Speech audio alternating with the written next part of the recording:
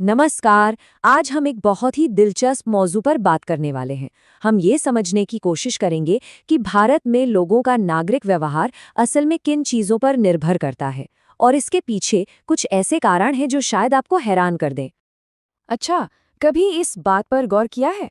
वही लोग जो मेट्रो स्टेशन पर एकदम लाइन में लगकर अपनी बारी का इंतजार करते हैं, बस स्टॉप पर आते ही धक्का मुक्की करने लगते हैं। ऐसा क्यों होता है? ये एक ऐसा विरोधाभास है जो हम सबने देखा है, और यही हमारी आज की पूरी बातचीत का सार है। चलिए, इसको थोड़ा और गहराई से देखते हैं। एक तरफ है मेट्रो, जहां सब कुछ एकदम व्यवस्थित है, लाइनें बनी हैं, नियम साफ हैं, पता है कि ट्रेन कब आएगी। और दूसरी तरफ है बस स्टॉप, जहां पूरी तरह से एक अराजकता का माहौल है। कोई नियम नहीं, कोई ठिकाना नहीं कि बस कब आएगी। और सबसे अजीब बात क्या है जानते हैं? इन दोनों जगहों पर व्यवहार करने वाले लोग एक ही हैं, हम और आप जैसे। तो असली मुद्दा क्या है? असल बात यह है कि हमारा व्यवहार सिर्फ हमारी सिविक सेंस या संस्कृति की वजह से नहीं बदलता।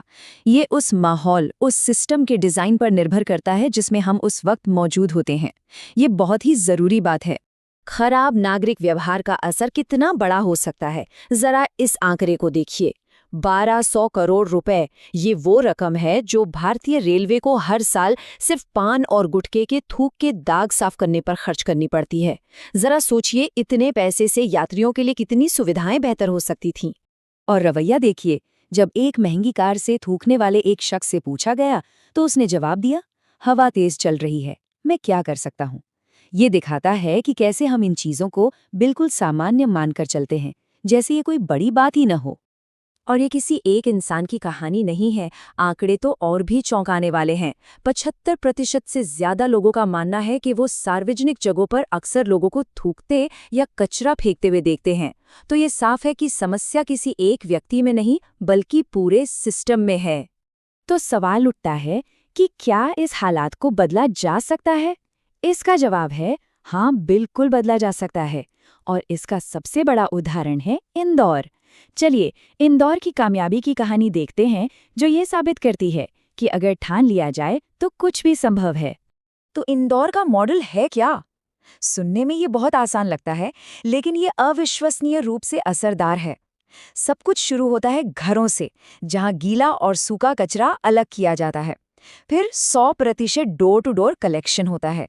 और सबसे जरूरी बात, कचरे को लैंडफिल में फेंका नहीं जाता, बल्कि उसे बायो सीएनजी जैसी कीमती चीजों में बदल दिया जाता है। और नतीजे नतीजे तो सबके सामने हैं और शानदार हैं। इंदौर लगातार 6 बार भारत का सबसे स्वच्छ शहर बना है। ये भारत का पहला 7 स्टार गार्बेज फ्री और वाटर प्लस शहर है।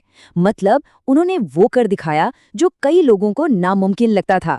तो मेट्रो वाले उदाहरण और इंदौर की सफलता के पीछे का राज क्या है?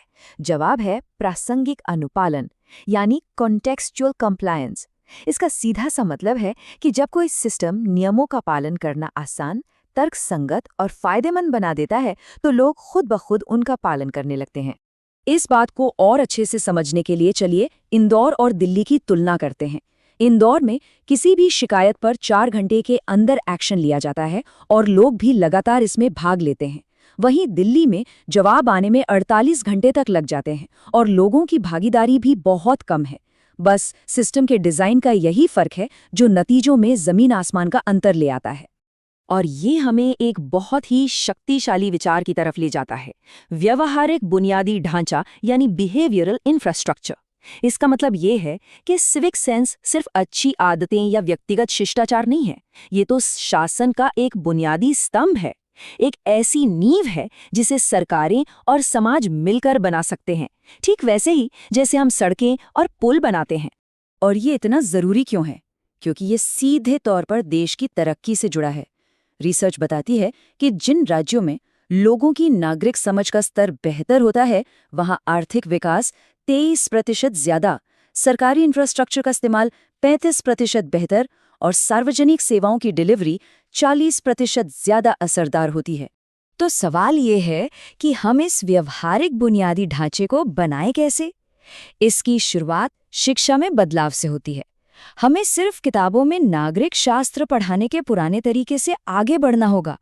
हमें बच्चों को प्रैक्टिकल, असल दुनिया का अनुभव देना होगा, जहां वो सच में सामुदायिक प्रोजेक्ट्स में हिस्सा लें और सीखें। तो आगे का रास्ता क्या है? ये बिल्कुल साफ है। हमें नागरिकों को शासन में भागीदारी के लिए सशक्त बनाना होगा, स्थानीय सरकारों को ज्यादा जवाबदेह बनाना होगा, नागरिक आचरण को स्कूली शिक्षा का एक जरूरी हिस्सा बनाना होगा और सबसे अहम, ऐसी सार्वजनिक जगह बनानी होंगी जिनकी सब मिलकर देखभाल करें और जिन पर सभी को गर्व हो। तो अंत में एक सवाल जो हम सबको खुद से पूछना चाहिए, क्या नागरिक समझ सिर्फ एक व्यक्तिगत गुण है या ये एक साझा प्रणाली है, एक ऐसा सिस्टम है जिसे हम सब मिलकर बनाते हैं और बेहतर कर सकते हैं? इस पर जरूर सोचिएगा।